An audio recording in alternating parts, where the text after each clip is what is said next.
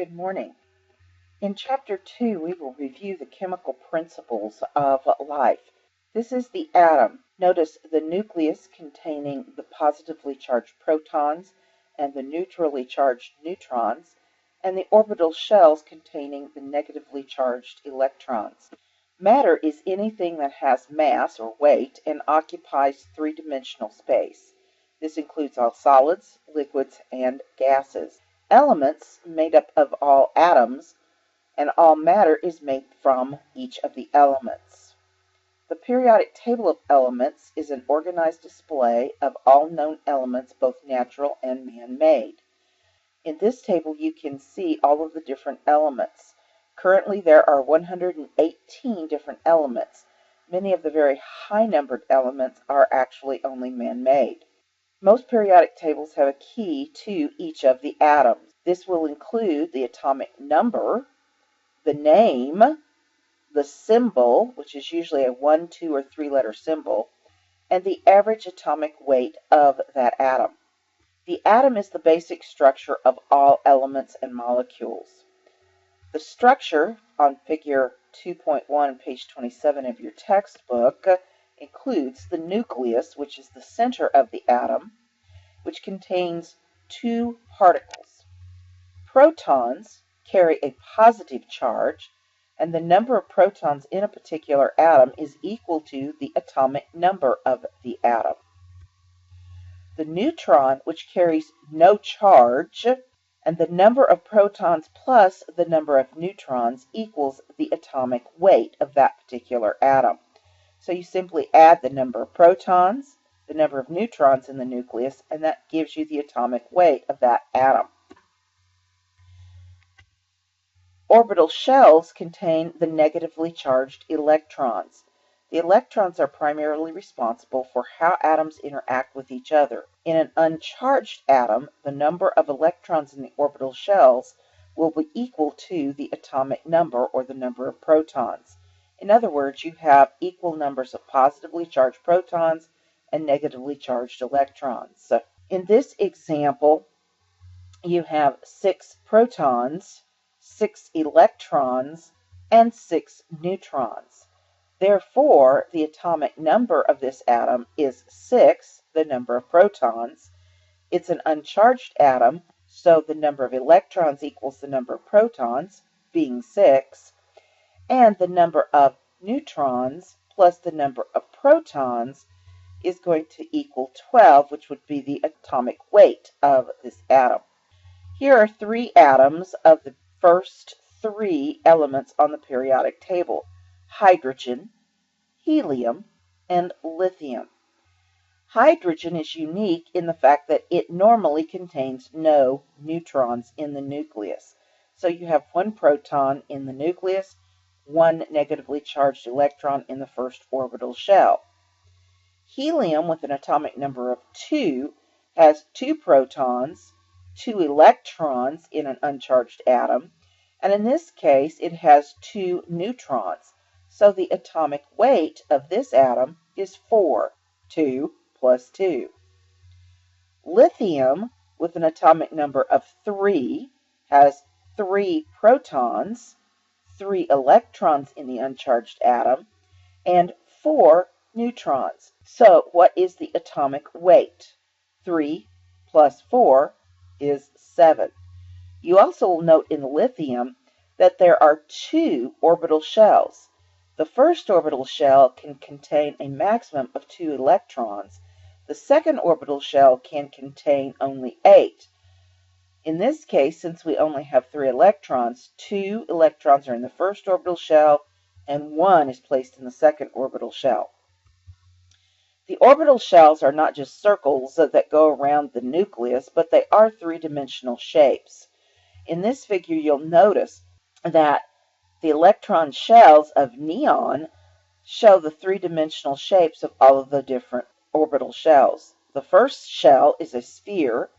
The second shell consists of a sphere plus this unique shape, and if you put them all together, it would be this shape. But since we're not used to drawing three-dimensional shells, we simply will draw them with the two-dimensional view, showing the electrons in the orbital shells as circles around the nucleus. Isotopes are atoms with differing number of neutrons than normally found in the majority of that atom, causing variance in the atomic weights of the atom. Usually isotopes are unstable and typically give off some form of radiation. For example, carbon has 6 protons, 6 neutrons for an atomic weight of 12. However, there are carbon atoms that weigh 13.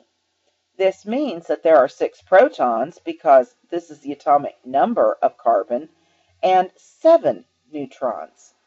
There's also carbon-14, which has 6 protons and 8 neutrons. The types of radiation that isotopes can give off: first of all, alpha radiation, which consists of weak particles from the nuclei of the atom, such as protons or neutrons. This has only weak penetration of tissue. Beta radiation consists of losing electrons. They can travel faster and penetrate tissue further than alpha radiation, simply because the electrons are much smaller than protons or neutrons. And then gamma radiation consists of packets of energy similar to X-rays given off from the nucleus. These are usually parts of the protons and neutrons, and they tend to travel the fastest and farthest through tissue. This is the type of radiation that can cause damage to nucleic acids. Here's the example of carbon-12, carbon-13, and carbon-14. Chemical bonds allow us to join atoms together, and the valence is the combining capacity of a particular atom. Atoms have a positive valence if it has electrons to give up, and negative valence if it has spaces to fill within the outer orbital shell. Stable atoms are when the outer electron shells contain 8 electrons or are full or happy. For example, the first orbital shell can only contain a maximum of 2 electrons, and so therefore it is happy when it has 2. The second orbital shell can contain 8 electrons total, and so it would be happy once it has 8. The third orbital shell, however, can actually contain 18 electrons, but is happy or satisfied when there are 8. In other words, when we get 8 into the third orbital shell, we then start to fill the fourth orbital shell to 8, then we drop back down into the third orbital shell. This becomes complicated, and if you want to know more about that, go take chemistry. Chemical bonds allow atoms to combine by sharing or transferring valence electrons in the outermost orbital shell. A molecule is 2 or more atoms held together by chemical bonds, and a compound is a molecule composed of more than one type of element or atom. When we combine atoms to form molecules, we do it in several ways. First of all, I mentioned stable atoms. These are atoms whose outermost electron shell is completely filled or happy with electrons. This includes the noble gases such as helium, neon, argon, etc. The first orbital shell can hold 2 electrons, second can hold 8, the third can hold 18 electrons, but is happy with 8. Here in the periodic table, in this column, you can see helium, neon, argon, krypton, xenon, radon. All of these are stable atoms because the outermost orbital shell of these atoms is completely full or happy. Ionic bonds are where atoms become electrically charged due to the gain or loss of electrons. This forms ions, which are charged atoms, and opposing charged ions attract each other, forming an ionic bond. For example, sodium and chloride, forming sodium chloride or salt. An ion is an atom that has gained or lost an electron. It's an electrically charged atom because we no longer have equal numbers of positively charged protons and electrons. The atoms want to form ions to become stable. In other words, to have the outermost orbital shell full or happy. A cation is a positively charged ion, meaning you have more protons than electrons. These are formed when atoms loses an electron or more electrons. An anion is a negatively charged ion. This is formed when the atom gains an electron. For example, this sodium atom has an atomic number of 11. That means 2 electrons in the first orbital shell, 8 in the second, and finally a single one in the third orbital shell. This doesn't make sodium happy. It would prefer to lose the electron in the third orbital shell, making the orbital shell that's the outermost the second shell, which has 8. But this means that we now have 11 protons and 10 electrons, making this the sodium ion. Chlorine atom has an atomic number of 17. In the uncharged atom, that means we have 17 protons and 17 electrons. 2 in the first shell, 8 in the second, and 7 in the third shell. Not a complete shell at this point. So if chlorine can gain an electron to put 8 in the third orbital shell, it is happy. But now we have 17 protons and 18 electrons, making this now the chloride ion. Since the sodium ion and chloride ion contain charges, they then hold together based upon the attraction of the positive and negative charge, forming an ionic bond. If you put sodium chloride in water, it dissolves, meaning that it separates. Water actually separates the two ions from each other. Covalent bonds are where atoms share electrons, usually equally, but they share them in the outermost orbital shells. Hydrogen bonds are weak bonds between a hydrogen atom and an atom of oxygen or nitrogen. This results from a polar molecule where there is an unequal sharing of electrons. Peptide bonds are covalent bonds formed between amino acids within protein structures, and we'll talk more about these later. Nonpolar covalent bonds are where the electrons are shared equally between the two atoms. In other words, the shared electrons spend equal amounts of time around each of the nucleuses of the atoms involved in the bond. Usually, atoms with similar electronegativities, in other words, equal pull on the electrons, will share nonpolar covalent bonds. No poles exist.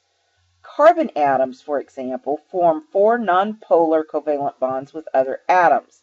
They equally share the amount of time that the electron goes around the carbon atom nucleus as well as the other one. Organic compounds tend to contain lots and lots of carbon and hydrogen atoms in nonpolar covalent bonds. In this example, hydrogen plus hydrogen will equally share both electrons equally, and this gives us the hydrogen molecule or hydrogen gas, H2. The covalent bond is represented by a single line between the two atoms. 2 oxygen atoms will also share equally 2 sets of electrons between the two, and so this results in a double covalent bond represented here by the 2 lines. Hydrogen and carbon equally share a pair of electrons between the carbon atom and each of the 4 hydrogen atoms. Each hydrogen has 2 electrons that it can claim, and carbon now can claim 8 electrons in the second orbital shell.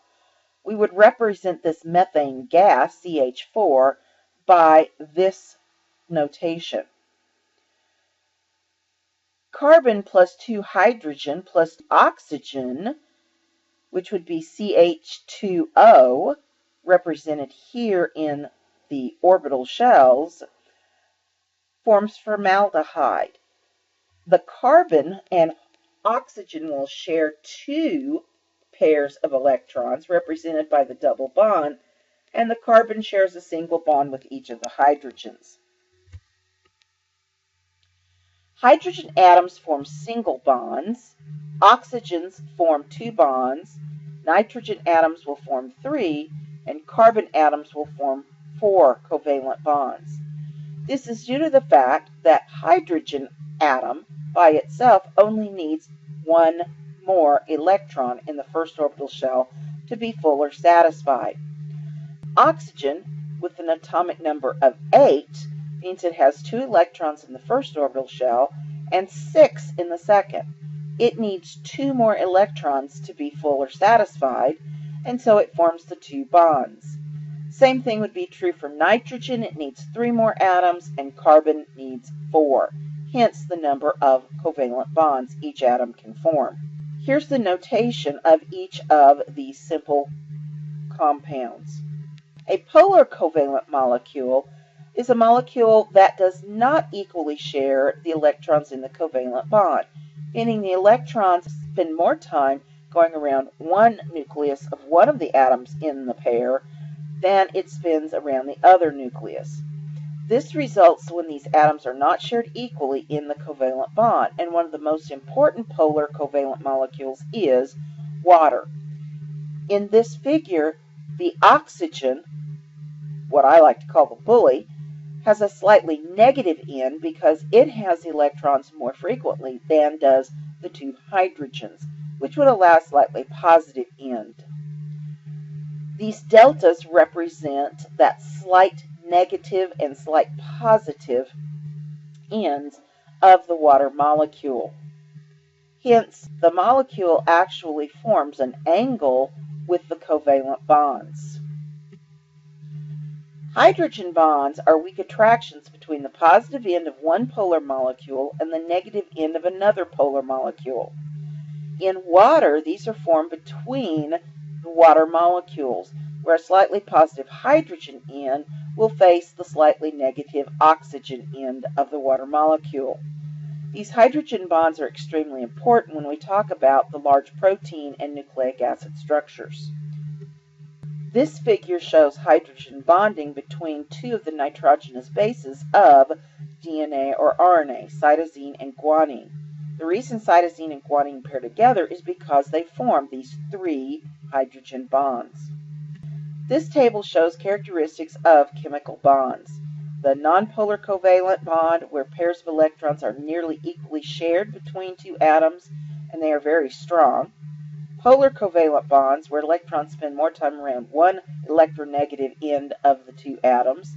They also tend to be very strong. Ionic bonds are where we form ions and then the positively and negatively charged ions hold together by attractions, and they are weaker than covalent bonds in aqueous environments, meaning, in other words, they tend to dissolve in water. And hydrogen bonds are partially positive charges on the hydrogen atoms that are attracted to full and partially negative charges on other molecules or other regions of the same molecules. They tend to be much weaker even than ionic bonds. Chemical reactions occur when chemical bonds form or break among atoms, ions, or molecules. The reactants are the substances being changed by the chemical reaction, and the products are the substances formed at the end of the chemical reactions. We normally represent these by using the abbreviations of the atoms and putting it into this form. Sodium chloride is the reactant, and the sodium ion and chlorine ions are the products. A synthesis reaction are where chemical bonds are formed between 2 atoms or molecules. So you have reactant A plus reactant B going to product AB. For example, hydrogen plus oxygen equals water. Decomposition reactions are where chemical bonds are broken. So reactant AB breaks down into product A plus product B. So sodium chloride in water will break down to the sodium ion and the chloride ion. Exchange reactions are where chemical bonds are broken and reformed in different forms. So you have reactant AB plus reactant CD going to product AD plus product CB. For example, HCl, hydrochloric acid, plus sodium hydroxide, NaOH, will exchange and become sodium chloride plus water. Reversible reactions are where the products can change back to the reactions. Normally, reversible reactions will be designated by the double arrow within the equation. So sometimes A plus B will go to product AB, but at other times AB will go back to A plus B. For example, CO2, carbon dioxide, plus water will sometimes form H2CO3, carbonic acid, which then will break down into hydrogen ion and HCO3 negative, which is the bicarbonate ion. But at other times, the bicarbonate ion will add back to hydrogen, reform the carbonic acid, and then break down into carbon dioxide and water. Solutions terminology. We need to understand this when we talk about solutions within the body. A solute is a substance dissolved within a solution. The solvent is the substance, usually the liquid portion of the solution, and which usually is water, in which the solute is dissolved. The solution is the combination of solvent and solutes, and the amount of solutes plus solvent must equal 100% of the solution. Chemical components of cells. We need to talk about organic versus inorganic molecules. Organic molecules contain both carbon and hydrogen atoms. They are usually larger than inorganic molecules. They typically dissolve in either water or some sort of organic liquids or organic solvents, and they include carbohydrates, proteins, lipids, nucleic acids, and fats.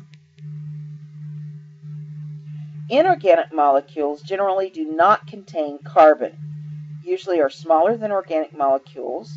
They usually react to dissolve in water or react with water to release ions, and some of the big ones are water, oxygen, carbon dioxide, hydrogen, and other inorganic salts. Water is the most abundant compound in living organisms. About 2/3 of the weight of an adult human is due to water. It's a major component of all body fluids, including blood, lymph, etc. It is the medium for most metabolic reactions to occur. It is an important role in transporting chemicals within the body. It can absorb and transport heat and is the major solvent of solutions within the body. Oxygen is used by organelles to release energy from nutrients in those that can do aerobic respiration. Oxygen is necessary for survival of all animal life. The cohesiveness of water, such as shown here by this water strider, is actually due to, again, those weak hydrogen bonds formed within the water in the solution. Carbon dioxide, CO2, is a waste product released during metabolic reactions of most organisms and must be removed from the body. We simply breathe this out upon exhalation. Inorganic salts are abundant in body fluids, and they are sources of necessary ions for chemical reactions within the body. Things like sodium, chloride, potassium, calcium, magnesium, and others. Very important for many of the metabolic processes that we'll talk about. Electrolytes are substances that release ions in water. So, for example, you put salt in water and it releases the sodium ion and chloride ion. Sodium chloride is an electrolyte. Acids are specific electrolytes that release hydrogen ions when in water, such as hydrochloric acid in water will release hydrogen ion plus chloride ion. Bases are substances that release ions that can combine with hydrogen ions. Usually, this is the ionic group OH negative, such as sodium hydroxide in water will release sodium ion and the hydroxyl ion, the OH negative group. Salts are electrolytes formed when the reaction occurs between an acid and base to form a salt and water. If you add hydrochloric acid plus sodium hydroxide together, you will form sodium chloride and water. Here's the examples. Hydrochloric acid in water will release hydrogen ion. Sodium hydroxide in water will release the hydroxyl group, which could combine with hydrogen. And sodium chloride, being a salt, releases the ions within the water. We measure the amount of hydrogen ion concentration using the pH scale. A neutral pH indicates that there is equal amounts of hydrogen and hydroxyl ions within the solution. Pure water would have a pH of 7. Anything less than 7 means that we have an increasing amount of hydrogen ion in the solution, and this would be considered acidic. Anything greater than 7, we have more hydroxyl ion than hydrogen, or we are decreasing the amount of hydrogen, and therefore this is basic or alkaline. So for example, stomach acid, a pH of about 1.5 is extremely acidic, whereas household bleach has a pH of about 12.5, which is quite basic. Isomers, or stereoisomers, are two molecules with the same chemical formula but different structures and properties. Metabolism is the sum total of chemical reaction within cells. Metabolic processes that we see in mammalian cells are of two different types. Anabolism, which is taking smaller molecules and making larger ones from them, and catabolism, which is taking larger molecules and breaking them down into smaller ones. Here's an example of isomers, the L-serine and D-serine. If you look at the chemical structures, they are actually the same, but if you look at them in the atomic models here, you'll see that they are actually mirror images of each other. It's kind of like having a left hand and a right hand. They are both the same. You have 5 digits on each hand, but when you look at them, they are actually mirror images of each other. These are also known as stereoisomers, or some call them enantiomers. Anabolism, larger molecules are constructed from smaller ones, and generally this requires cellular energy in order to form the bonds. In many metabolic processes, anabolism occurs by dehydration synthesis, meaning larger molecules are built from smaller ones by taking water out, and water is a byproduct at the end of the reaction. For example, I can take 2 simple sugars, take water out, and form a disaccharide. If I take 3 fatty acids plus glycerol, I get out a triglyceride plus water. And if I take 2 amino acids and form a dipeptide, the beginning of a protein, I also get out water. Catabolism is the breakdown of larger molecules into smaller ones. And typically we do this by adding water back into and splitting the molecules into smaller components. This is known as hydrolysis. So I can take a disaccharide and use water and split it into the 2 monosaccharides, or simple sugars. I can take the fat plus water and break it down into 3 fatty acids plus glycerol. I can take the dipeptide, add water back in, and get the 2 amino acids. If you notice, these are actually reversible reactions. Organic substances. We'll start with the carbohydrates. Some general information about carbohydrates. They contain the atoms carbon, hydrogen, and oxygen, with a hydrogen to oxygen ratio that is always close to 2 to 1. For example, C6H12O6. Carbohydrates are the primary energy source in most cells. In other words, we get more energy from carbohydrates than we do from lipids or proteins.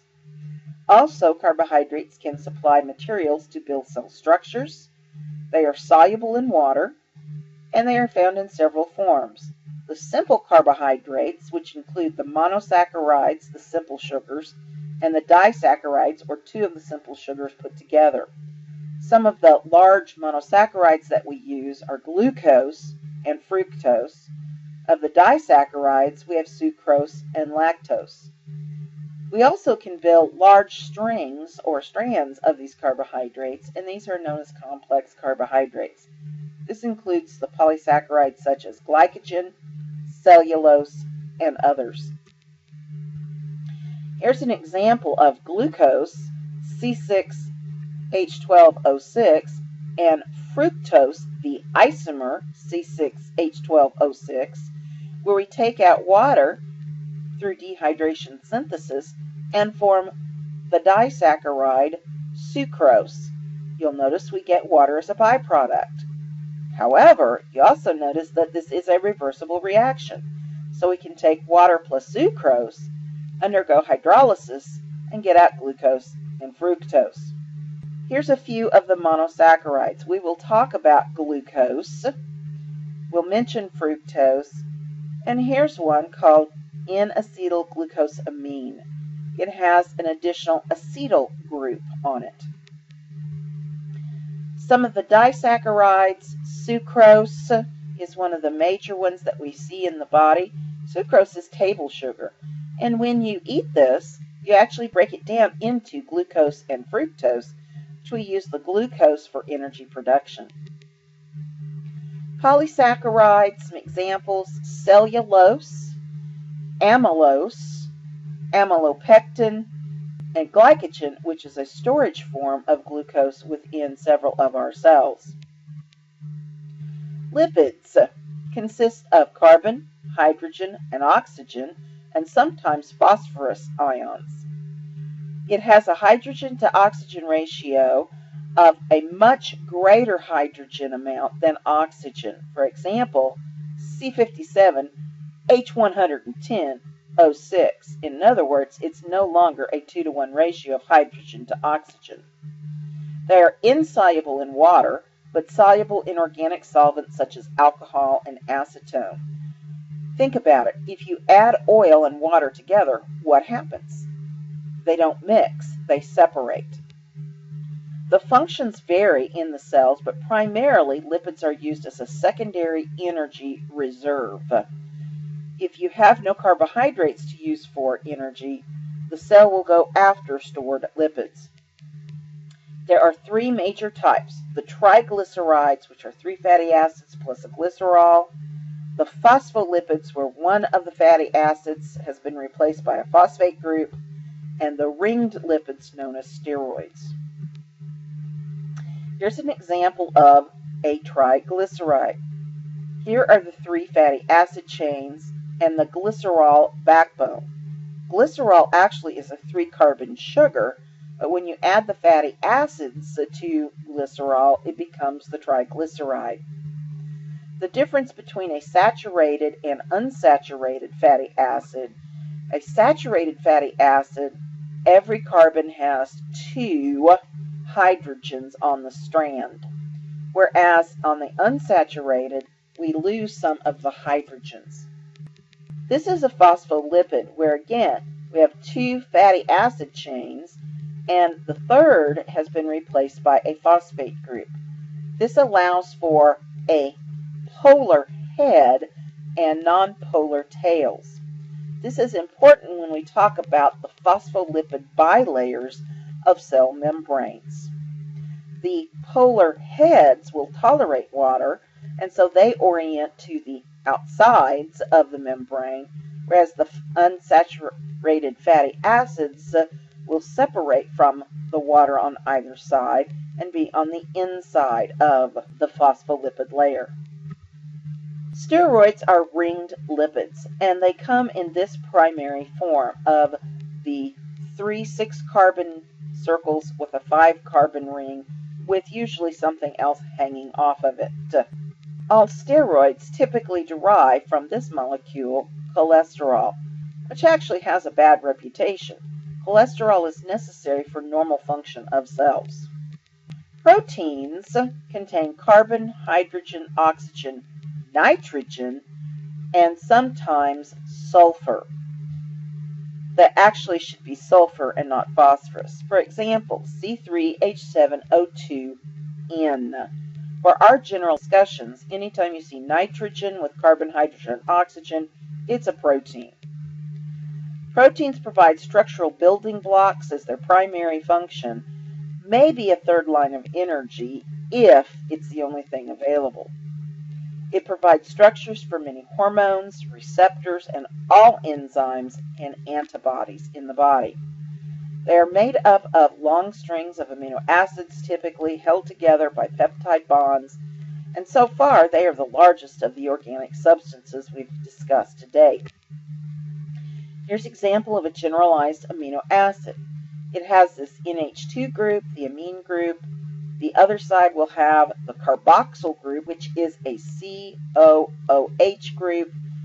The third bond off the central carbon will be a hydrogen, and the fourth bond contains what we call the R, or side group.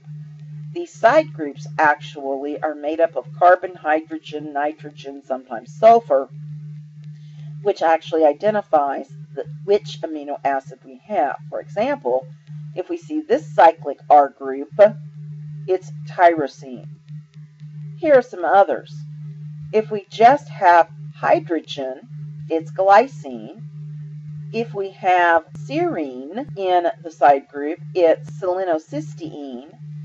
If we have sulfur and hydrogen, it's cysteine. This is the way that we identify which amino acid we have, is by the R group. You'll see the rest of the molecule is exactly the same. Linkage of amino acids by peptide bonds. If we put the carboxyl end of amino acid 1 next to the amino group of amino acid 2, you'll notice that we have two hydrogens and an oxygen. Oh, wait, that's water. We can take the water out and form a peptide bond between the carbon of the carboxyl group and the nitrogen of the amine group. This will then form our dipeptide. We can do the same thing on the other end of the amino acid 2 with the third amino acid, etc. As we then build our amino acid chain, we form what's called the primary structure. They eventually will begin to take on three-dimensional shapes, such as an alpha helix or a beta-pleated sheet in the secondary structures. We then can add the sheets and helixes together, forming a tertiary, and finally very large structures known as the quaternary structures. Nucleic acids. These are made up of carbon, hydrogen, oxygen, nitrogen, and phosphorus. These actually are formed by what we call nucleotides, which contain all of the three other organic substances. We have a 5-carbon sugar, either ribose or deoxyribose, a phosphate group, and one of several organic nitrogenous bases that link to form a chain structure. These make up the genes and are involved in protein synthesis within the cells. We have two types: ribonucleic acid, or RNA, that contains the ribose sugar, and deoxyribonucleic acid, or DNA, that contains deoxyribose sugar. RNA exists as a single polynucleotide chain and is primarily involved in protein synthesis, while DNA exists as a double polynucleotide chain and actually stores the genetic code of the organism. Here's an example of one of the RNA nucleotides.